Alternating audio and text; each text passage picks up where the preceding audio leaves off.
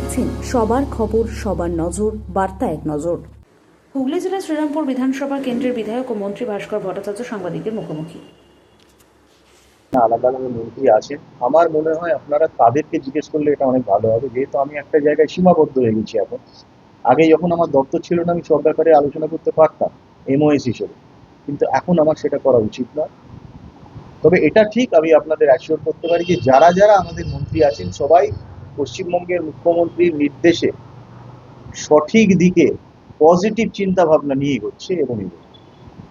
আর একটা বিষয় যে শ্রীরামপুরের সিল খাত বেশ কয়েকবার বলা হয়েছে হয়ে গিয়েছে, ভোটের আগে ভিত্তিপ্রস্তর স্থাপন হয়েছে, এটা নিয়ে কি ভাবছেন? অথচ ওখানকার যারা চাষিরা যারা জমি নিয়ে আন্দোলন করছে, আগের সরকারের অনেকগুলো প্রকল্প আপনারা দেখেছেন, খালি একটাই বাকি ছিল, যেটা হচ্ছে মিথ্যাশ্রী।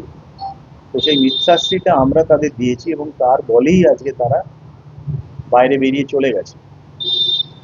যে জমিতে কিছুই নেই, এখনো ঘাস উড়ছে, সেই জমিতে সিল খাপ হয়ে গেছে, উদ্বোধন হয়ে গেছে, এগুলো তো মানুষ মানেনি, বিশ্বাস করে না। আগামী দিনে আমাদের জন্যই ওপরওয়ালা এটা রেখে গেছেন, ভালো কাজ যাতে ভালো হাতে হয়। নোংরা হাতে কোনো ভালো কাজ হতে গেলে না, কাজটাই নোংরা হয়ে যায়। যারা জমিদাতা তারা আন্দোলন করছে, তাদের জন্য সরকার কি ভাবছে? অবশ্যই ভাববে, জমিদাতারা চাইছে এখন শিল্প হোক, কারণ ওই জমিতে আর ফসল হওয়ার জায়গা নেই, তো সেখানে শিল্পই হবে। আর যারা জমিদাতা তারাও সেখানে চাকরি পাবেন, তাদের ঘরের ছেলেমেয়েরা চাকরি পাবেন, সেই ব্যবস্থা সরকার করবে আগামী।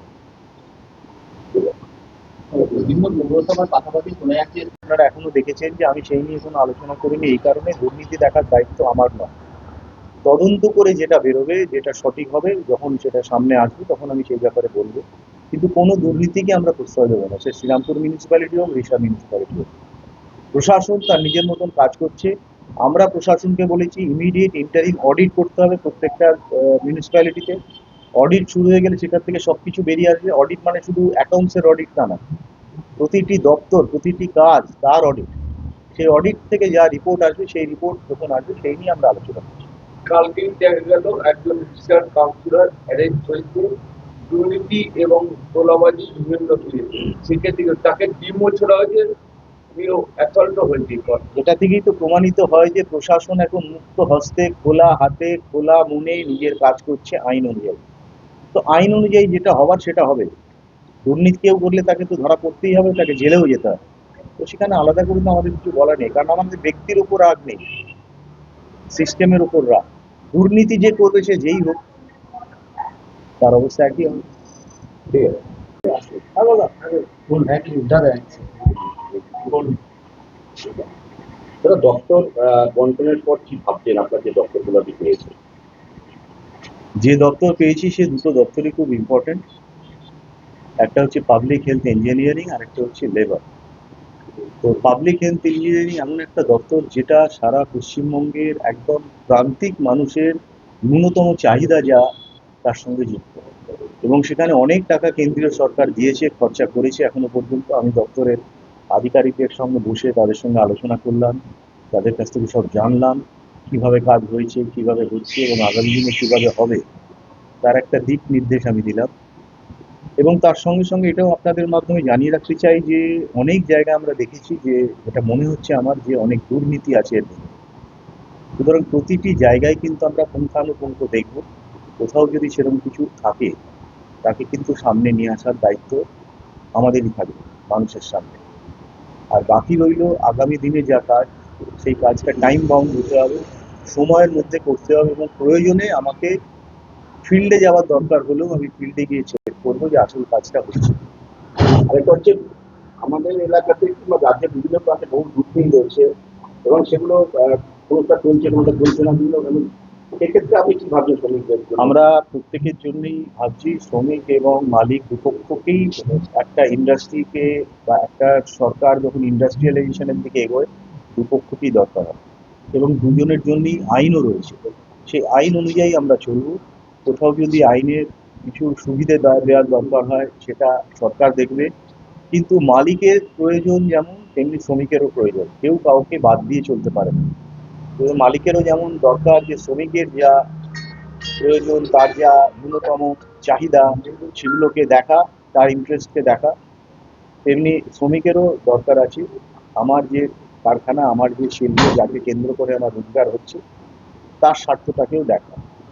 অধিকার এবং দায়িত্ব এই দুটো যদি প্যারালাল চলতে থাকে তাহলে কোথাও কোনো প্রবলেম হওয়ার কথা নয়, শুধু চলতে থাকা না, সেটা উপলব্ধি করতে হবে। সেই দিকে সরকার আমাদের এগোবে।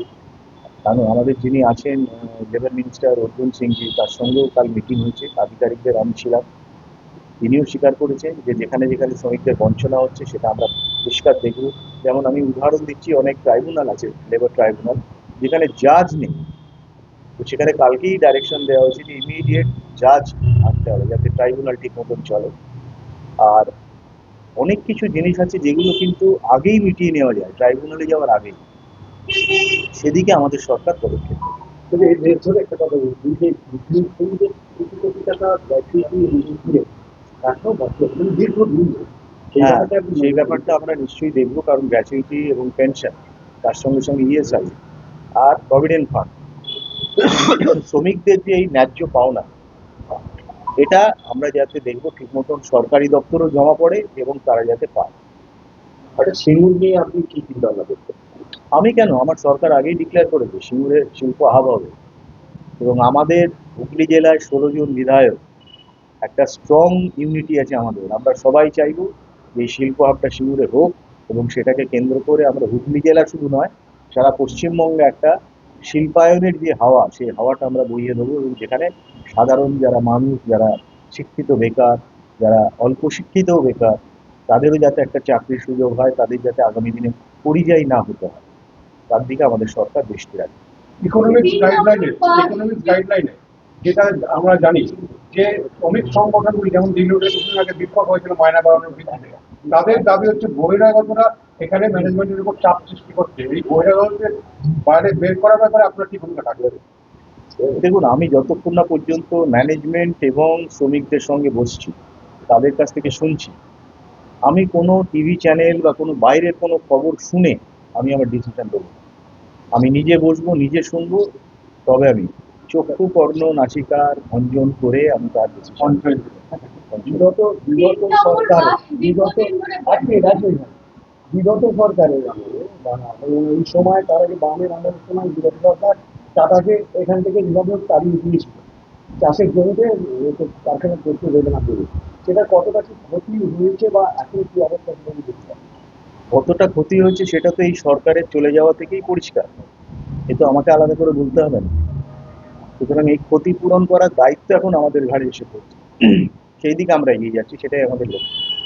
সিঙ্গুরে কারখানা করবে অবশ্যই সিঙ্গুরে কেন, সারা পশ্চিমবঙ্গে হবে।